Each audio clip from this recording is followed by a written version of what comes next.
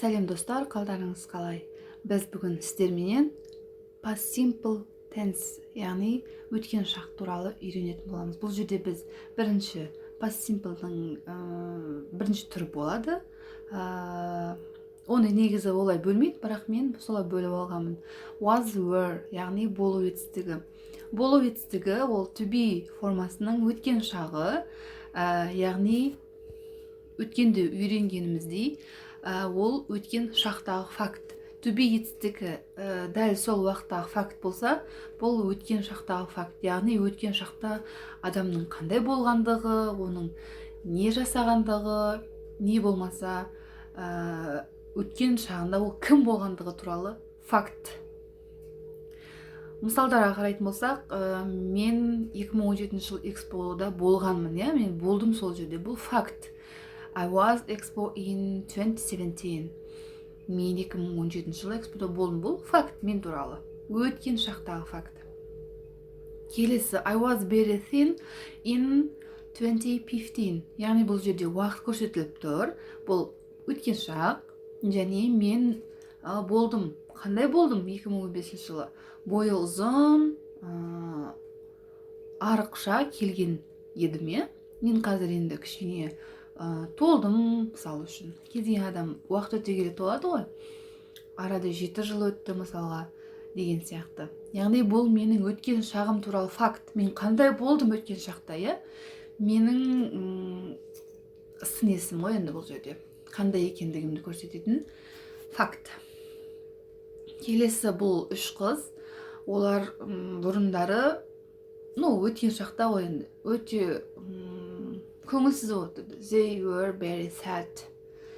Себебі they were hungry. Себебі олар қарны ашып отырды. Олар көңілсіз болды, олардың қарны ашып отырды. Ал енді мына жерге қарасақ, they were very happy.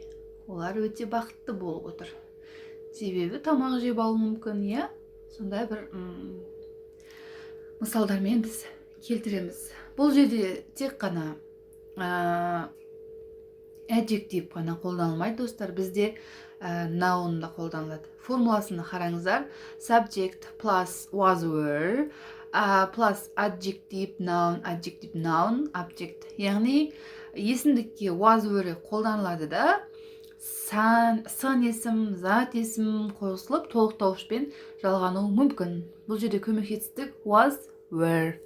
Ал енді мысалдарын қарайтын болсақ, I was a teacher. Мен мұғалім болғанмын. Факт, өткен шақтағы. Ал мен қазір инженер шығармын, немесе әлі де мұғалім болуы мүмкін. Ал енді бізде бағанадан бері were деп жатырмыз. Were дегеніміз көпше түрде қолданылады. Яғни you, we, they есімдіктеріне were көмекші етістігі қолданылады екен. You were a teacher, we were teachers, they were teachers. Яғни көпше түрге артиклі қолданылмайды да, осылай жазылады. He, she, it was a teacher. Ол мұғалім болған. Бұл бізде плюс формасы, ал енді негатив, минус формасын айтатын болсақ, I wasn't a teacher. Мен мұғалім болмағанмын. You weren't a teacher. Сен мұғалім болмағансың. We weren't teachers. Біз мұғалім болмағанбыз. Факт. Ол туралы нақты шындық, ақиқат. He wasn't a teacher. She wasn't a teacher. It wasn't a teacher. Ол мұғалім болмаған. Ал енді сұрау белгісін қарайтын болсақ, was I a teacher? Were you a teacher? Were we teachers? Were they teachers? Жауабы. Yes, I was. No, I wasn't. Белгісіздік жауабы, яғни негатив. Answer солай болады. Were they teachers? Yes, they were. No, they weren't. Деп жауап беріледі. Was he a teacher? Yes, he was. Yes, she was. Деген сияқты. Немесе no, he wasn't. Жоқ, ол мұғалім болмаған. No, she wasn't. Жоқ, ол қыз бала мұғалім болмаған. Деп жауап беріледі екен. Осылай, достар, өте оңай. Бұл past simple'дың to be формасы, яғни was, were формасы өткен шақтағысы, яғни болу етістігі адам туралы өткен шақтағы факты, ақиқатты, шындығы. Осыны біз past simple'дың was, were ережесі, яғни көмекші етістігімен қолданылу түрін айтамыз. Келесі грамматикалық ережеге дайын болыңыздар. Алла қаласа past simple'ды жалғастырамыз. Каналыма жазылып кетуді ұмытпаңыздар. Келесі кездескенше.